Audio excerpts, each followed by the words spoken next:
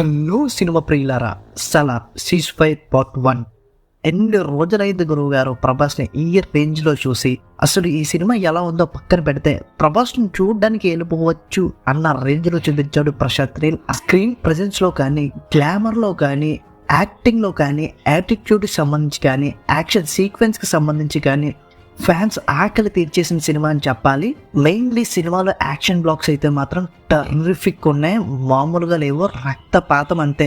ఇంకా ఈ సినిమా గురించి డీటెయిల్డ్గా మాట్లాడుకుంటే ఈ సినిమా స్టార్ట్ అవ్వడం కొంచెం స్లోగానే స్టార్ట్ అవుద్ది, ప్రొసీడింగ్స్ కూడా కొంచెం స్లోగానే ఉంటాయి.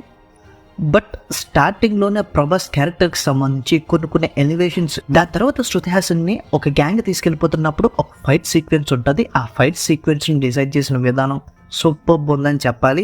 బట్ ఇంటర్వెల్ బ్లాక్ వచ్చేసరికి చేసిన బ్యాంగ్ అయితే ఎక్స్ట్రాడినరీ అని చెప్పాలి. ఆ దేవ క్యారెక్టర్కి కొన్ని ఎలివేషన్స్